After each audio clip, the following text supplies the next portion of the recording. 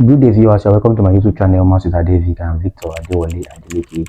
Here, our major focus is to teach you mathematics from the onset even up to tertiary institution.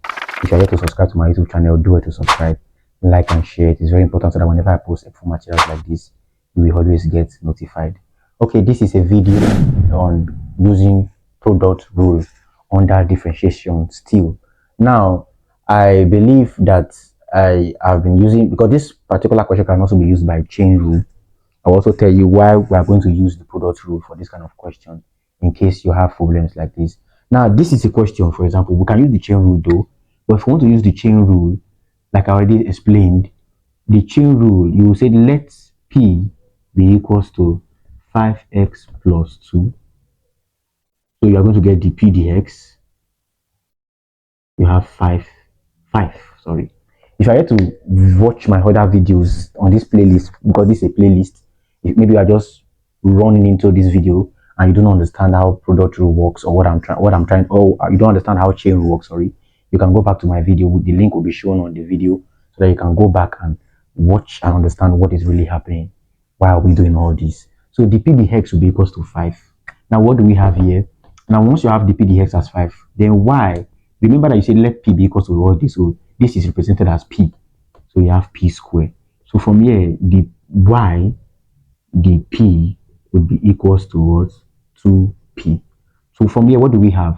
We're going to have that the y dx from the chain rule, which you already know chain rule is the product of this and this. I'm trying to minimize time and space. So if you don't understand what I'm doing, just go back to that video. The link will be shown at the end of the video so that you can go and watch for your own convenience. So this was 3P squared, not affected that. So we have that. So the product of these two, the P dx times dy dp, is going to give you your dy dx, which is the derivative of this function y. So what do we have? So 5 times 2p becomes your 10p. And do not forget, what is the p? Dy dx, sorry.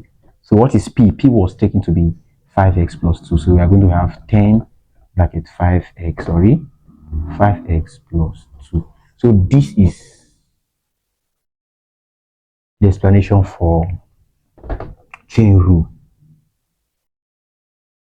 So that's the explanation for chain rule. So once you have understood that, now let's see what we can do. Let's see how we are going to be able to use the same product rule, or sorry, product rule for this particular question. So this is, if you want to use product rule, you have to separate them to be 5x plus 2, then 5x plus 2. Now, why are we separating it? Why are we separating it? The reason we are separating it is because you can see that according to the name product, the product of this and this is going to give you the square. So if it's 3, you cannot put product. No, it will not work that way. If it's 3, you have to use the logarithmic function. And I'll explain that how that works in another video. So y is equals to 5x plus 2, then another 5x plus 2. So what do we do here? Just say that let everything here, let this one be u and this be v. So dy dx, according to the product rule, whenever you're having such a function, must be equals to v du dx plus u dv dx. V du dx plus u dv dx. So let's see what will be the derivative of, because in this question now we're having that u is equals to 5x plus 2. That's what we took. We say let u be this and let v be this. So if u is equal to this, my previous video I explained that since we have u and x, this is an equation. So to turn it to a differential equation, the respective differential equation of this equation is going to become du dx equals 5. That has been explained in my other video. Go back on the link as shown below. So once you gotten that, now v is what? 5x, sorry, x plus 2. So therefore dv dx, respective differential equation will become 5, 2. So what do we have? So therefore we are going to say that dy dx is going to be equal to, what is v? V was that 5x plus 2. V du dx, what is du dx? Du dx was 5. Then plus what? Plus u. What is u? Still 5x plus x, but plus 2, sorry, times what is the v dx, which is also 5.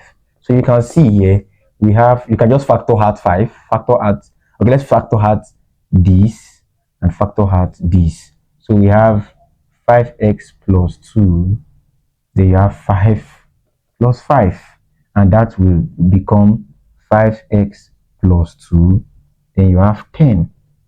And finally, the y dx can be written to be 10 5x plus 2. So this is how the product rule works. It works like this for every question. Just understand its usage, how it works, and all the question falls at the answers falls at as the pack of card. If you're here to subscribe to my YouTube channel, do well to subscribe, like, and share.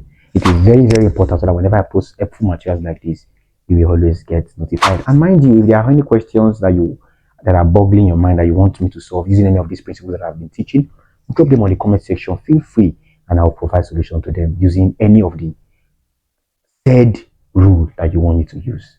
Thank you. Stay tuned.